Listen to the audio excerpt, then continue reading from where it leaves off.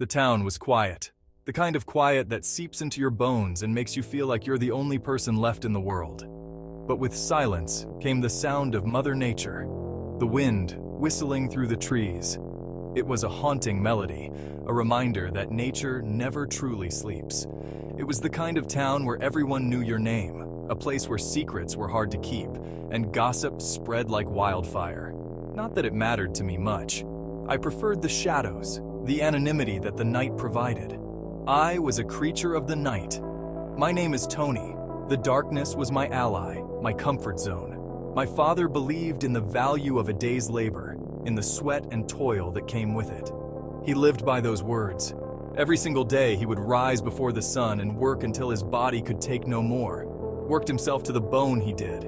His hands were calloused, his back bent from years of labor. So work is pretty much ingrained in myself as well. Now it was just me in his old house. I lived alone, no close family. I took the night shift at our local gas station, called JJ. It was a lonely job, but it suited me. The quiet was a balm to my soul. It was the only one for miles, a beacon of light in the darkness, a place where weary travelers could find a moment of respite. I worked the graveyard shift. It suited me just fine. The solitude was comforting. It gave me time to think, to reflect on my life and the choices I had made. I liked the quiet hum of the fluorescent lights, the way they flickered and buzzed like a distant memory. The rustle of chip bags, the sound of plastic crinkling in the stillness of the night, the occasional chime of the bell above the door. Each ring was a reminder that I wasn't completely alone. It was my own little world, predictable, safe, until it wasn't.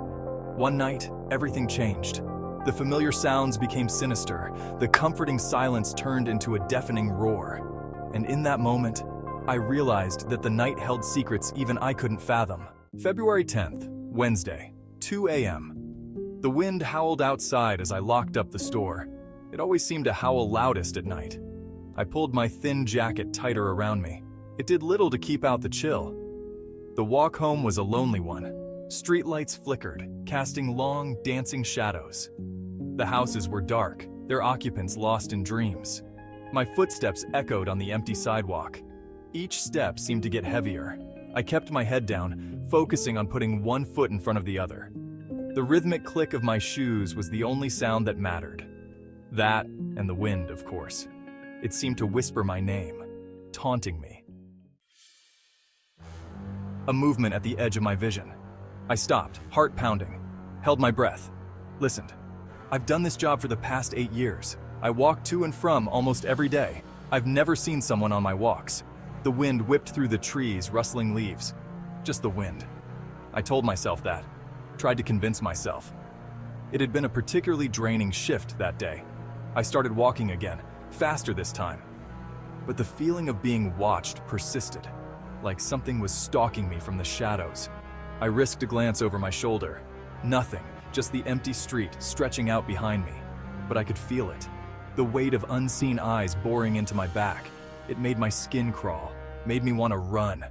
I could feel eyes on me like a prey being stalked. But I didn't run. I forced myself to remain calm. It's just another Wednesday.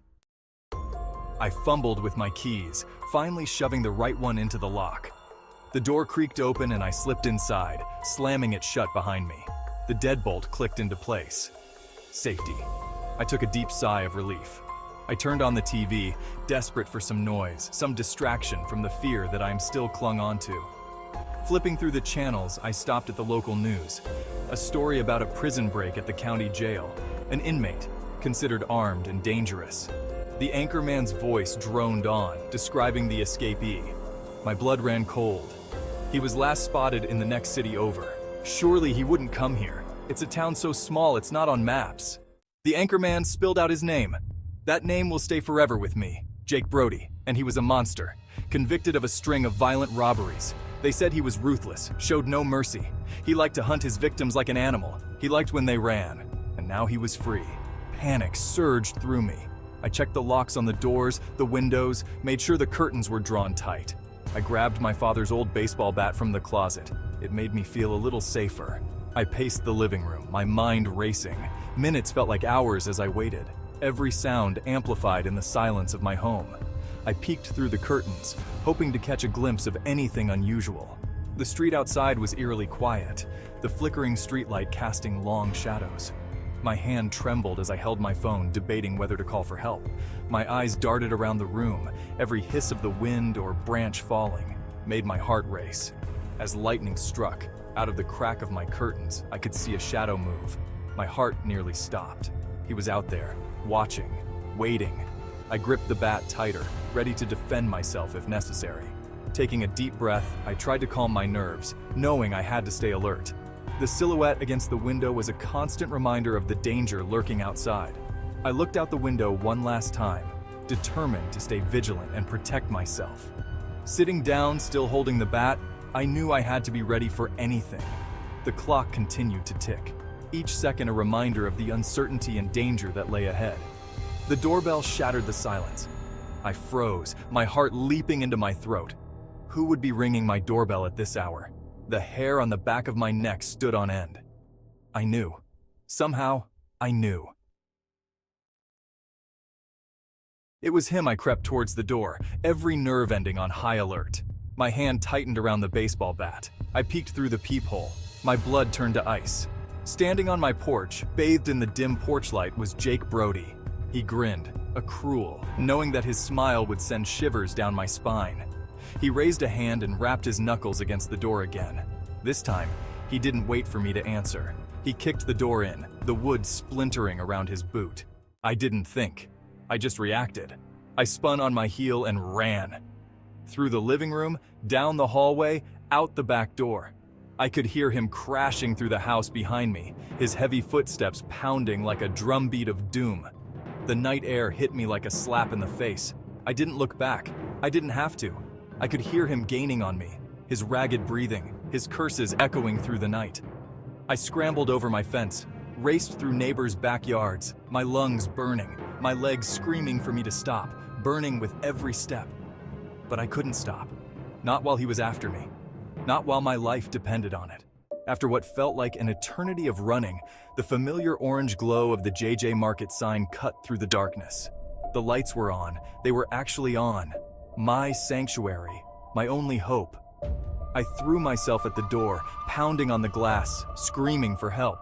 My hands rustling through my pockets, hoping I didn't forget the keys back at the house. Mike, the manager, stopped by happen chance because he forgot his heart medication in his locker. He took one look at me, wild-eyed and terrified, and knew something was wrong. He hit the silent alarm and pulled me inside, just as Brody rounded the corner. I collapsed on the floor, gasping for breath, my body trembling with exhaustion and terror. Mike stood guard by the door, a tire iron in his hand, his face grim. We watched as Brody raged outside, pounding on the glass, screaming threats. The sirens seemed to take forever to arrive, but when they did, they were deafening. Red and blue lights flashed, bathing the parking lot in an eerie glow. Brody took one look at the approaching police cars and bolted. They caught him a few blocks away, hiding in a dumpster behind the bakery. He went down fighting, they said. Took 3 officers to subdue him. The whole town breathed a collective sigh of relief. Our nightmare was over, but for me, the nightmare was just beginning.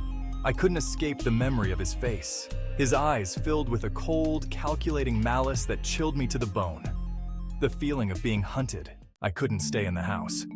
The house itself seemed to be alive, breathing with a sinister intent. The walls whispered secrets, and the shadows danced with malevolent glee. I felt like a prisoner in my own home, trapped by the memories that refused to let me go. Each night was a battle against the darkness, a struggle to find peace in a world that had none to offer. My dreams were filled with twisted visions, echoes of a past I couldn't escape. I would wake up drenched in sweat, my heart pounding, the terror still clinging to me like a second skin. Brody's face, his eyes burned with a hatred that pierced my soul, and his voice echoed in my ears, a constant reminder of the horrors I had endured. I moved in with my aunt for a while, but it wasn't home. The unfamiliar surroundings only added to my sense of dislocation. I felt like a stranger in a place of peace. People told me I should move away, start fresh somewhere new. They said a change of scenery would do me good, that I could leave the past behind and build a new life. But this town was all I had left of my father. My roots ran deep here. The memories of him were tied to this place, to the streets we walked, the places we visited, the life we shared. Leaving would mean losing a part of him, a part of myself. Some fears never truly go away. They just become a part of you. They shape you, mold you. It has been 2 years since this horrible experience. After a year of therapy and a lot of help from my aunt, I am back at my old place. The first day I moved back in was the first day the nightmares stopped. I am now back to my old job, back to the comfort of my old life. I now have a car, but every once in a while I still walk, just to hear the rhythmic click of my shoes.